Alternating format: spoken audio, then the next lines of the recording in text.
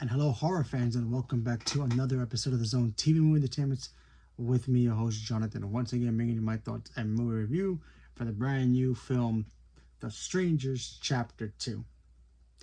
So, spoilers ahead for the first chapter of the movie because, yeah, that's been out for a year.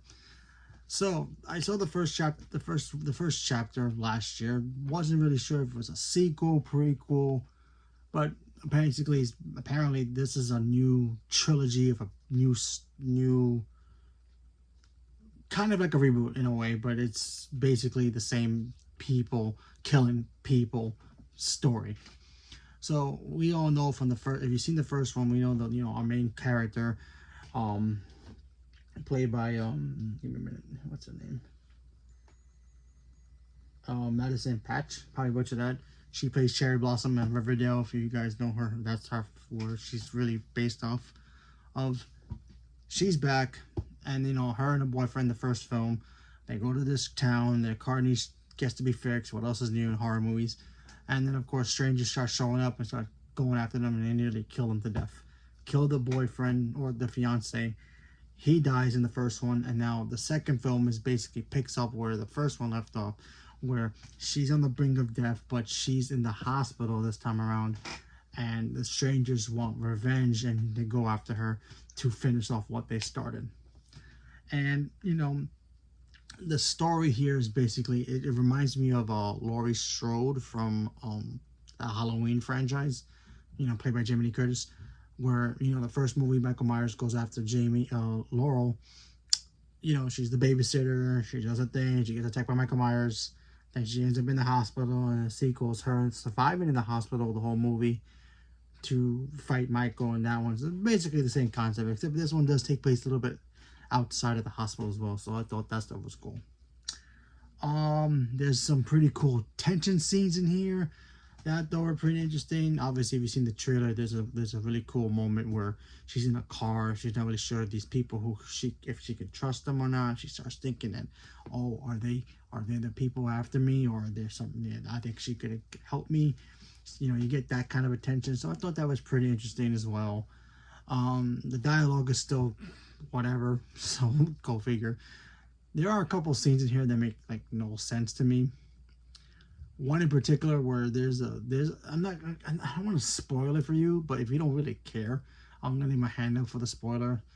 There's a scene in this movie where our girl is running through to a farm, and she goes to somebody's house, and then a person puts a gun on her, and she's like, what are you doing here? And then somehow our girl gets the gun, and then she uses the gun, and it's only one freaking shot. Makes no sense to me, but whatever. Go figure.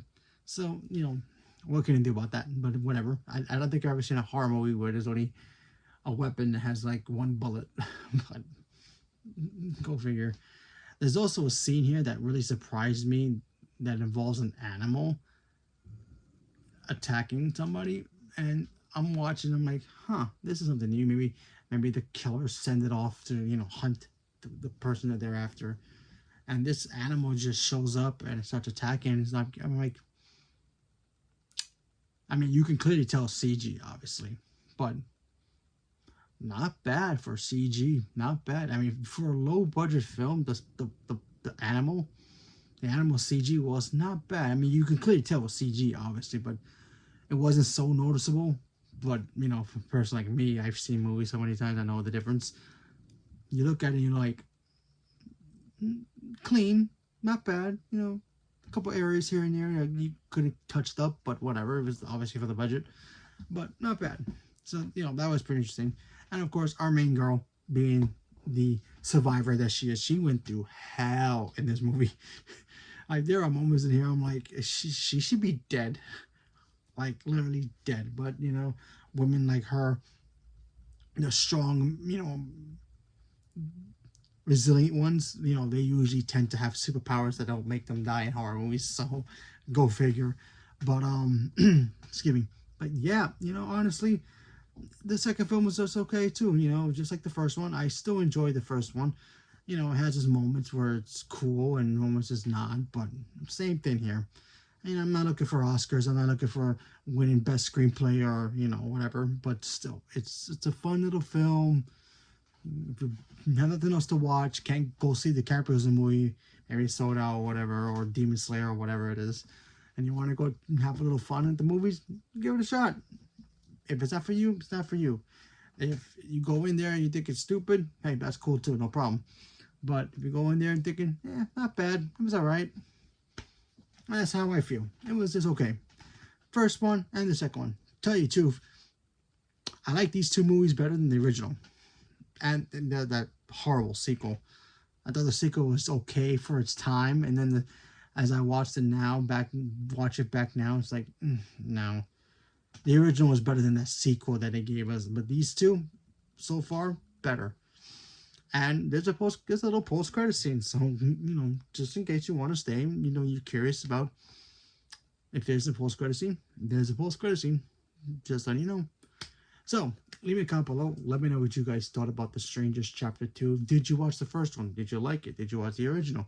Did you watch the original sequel? Whatever it is, leave me a comment below. Let me know. Stay tuned for more. Thank you very much. And have a good night.